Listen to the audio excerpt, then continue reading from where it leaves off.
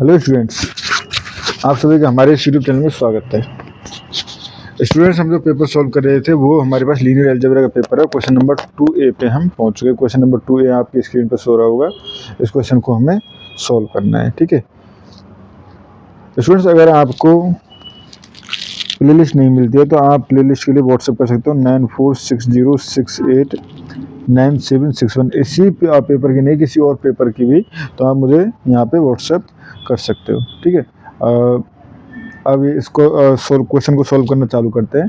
पहले कुछ बेसिक समझ लेते हैं क्वेश्चन से रिलेटेड, जो कि क्योंकि क्वेश्चन इस तरह के क्वेश्चन या ऐसे क्वेश्चन कोई आए तो उसको हम सॉल्व कर दें, ठीक है। तो the row space of a matrix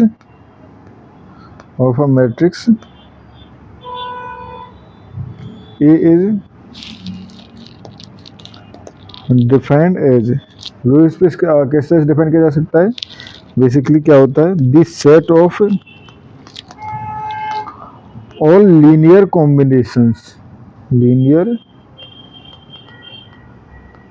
combinations of the rows of A, ठीक है।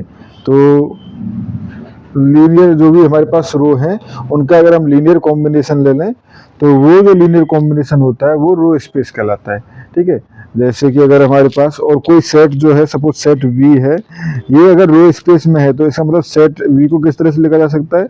Alpha R1 plus alpha R2 plus alpha R3। Suppose अगर हमारे पास क्वेश्चन में 3 रोज गिवन है, 3 रोज हमारे पास गिवन है, तो उस कंडीशन में अगर मैं वी को इस तरह से लिख सकता हूँ सेट को, तो उस कंडीशन में वो हमारे पास रो स्पेस होगा, रो स्पेस का पार्ट होगा, अदरवाइज नहीं होगा, ठीक है। तो अब अपने क्वेश्चन पे आ जाते हैं, ठीक है। अपना क्वेश्चन जो है उसमें ए मैट्रिक्स था हमारे पास 3 1 1 2 -1 5 एंड -4 -3 3, ठीक है स्टूडेंट्स। देखो, मैं बेसिक कॉन्सेप्ट से चलूंगा, बट जब आप ज़्यादा प्रैक्टिस कर लेते हो क्वेश्चन की तो आप इन स्टेप्स को क्रॉस करते हुए डायरेक्टली नेक्स्ट मैट्रिक्स निकाल लेते हो, ठीक है। पहले मैं बेसिक कॉन्सेप्ट से चल रहा हूँ, तो ये हो जाएगा R1, इसको ले लिया R2 सेकंड रो, R3।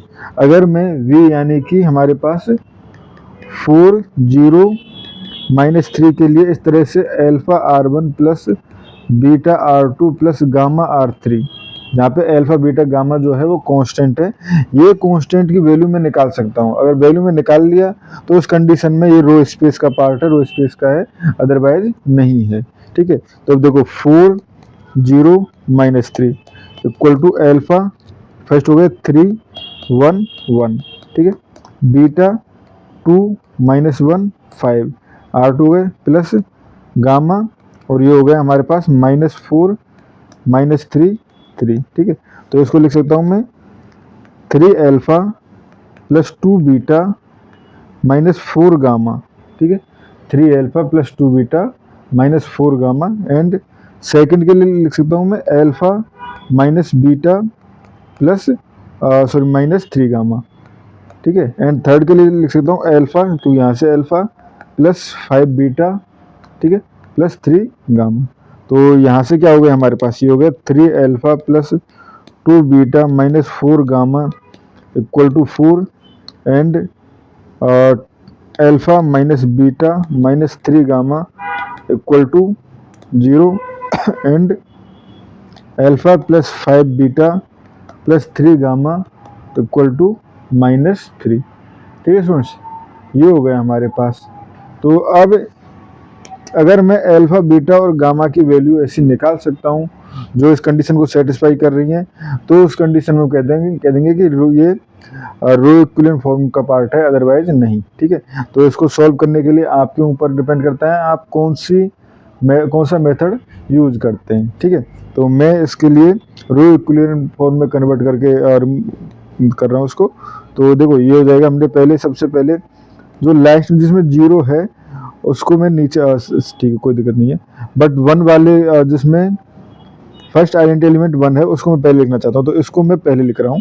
तो जगह 1 -1 -3 एंड 0, ये लिख लिया 3 2 -4, ठीक है, 3 2 -4 एंड RHS में 4, ठीक है। ये अल्फा 1 5 3 एंड ये हो जाएगा -3, ठीक है। अब देखो स्टूडेंट्स, मुझे इसको 0 बनाना है और इसको 0 बनाना है, ठीक है। बशर्ते कहीं क्वेश्चन में कोई मिस्टेक ना हुई हो, कहीं हमने कुछ बाई मिस्टेक छोड़ा या एड सब्ट्रैक्ट नहीं किया हो, ठीक है। तो हम बिल्कुल राइट वे पर है, ठीक है। अब 0 बनाएं तो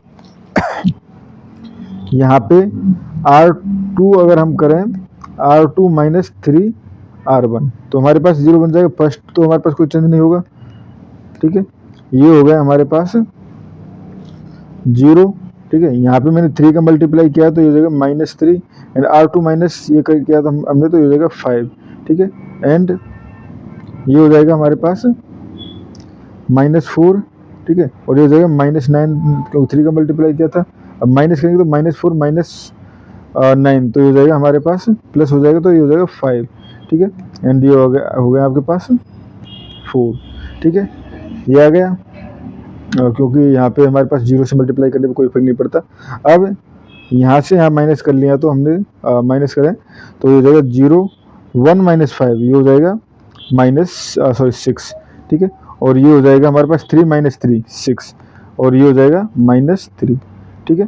तो अब मैं इसको इसको 0 बनाना चाहूँ तो 0 बनाना 6 को 0 बनाना है, ठीक है। यहाँ पे जो 6 है इसको 0 बनाना है तो R2, ठीक है, या R3 टेंड्स टू ये हो जाएगा 5। देखो पहले क्या करना है, इसको 1 बनाना है तो ये हो जाएगा 1/5, ठीक है, R2। और जो स्टूडेंट्स क्वेश्चन सॉल्व करते हैं उनको यहाँ से सॉल्यूशन दिख गया है, ये एग्जिस्ट नहीं करेगा, ठीक है। बट जो सॉल्यूशन जिन्होंने नहीं किया है, प्रैक्टिस नहीं की है, तो वो आगे कर लो, ठीक है। ये 5 हो गया। अब देखो मुझे यहाँ पे 6 भी, क्योंकि 6 होगा तब 0 होगा तो यहाँ पे 6/5 का मल्टीप्लाई, ठीक है। एंड R3 माइनस ये कर देता हूँ तो 0 बन जाएगा, ठीक है।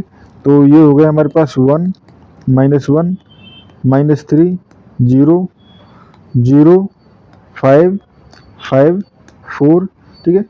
ये 0, ये वाला पार्ट 0 और इस एज इट इज ये वाला पार्ट भी 0, बट ये वाला पार्ट जो है वो नॉट इक्वल टू 0 होगा क्योंकि ये तो सेम थे तो 0 हो गया, ये तो नॉन 0 होगा, ठीक है। अब आप ये कैलकुलेट करके देख लेना खुद, ठीक है।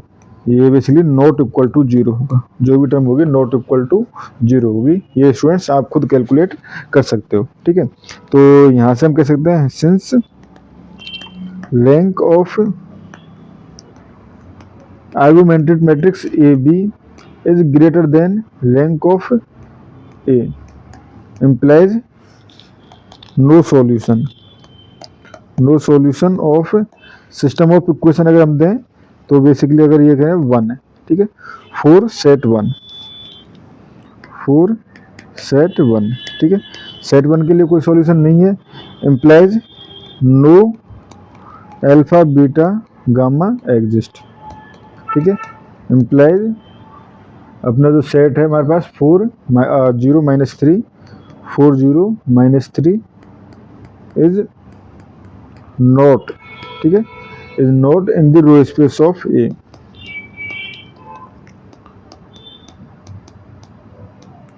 ठीक है स्टूडेंट्स। तो इस तरह से आपको ये क्वेश्चन सॉल्व करने हैं। इस वीडियो में स्टूडेंट्स इतना ही। Thank you.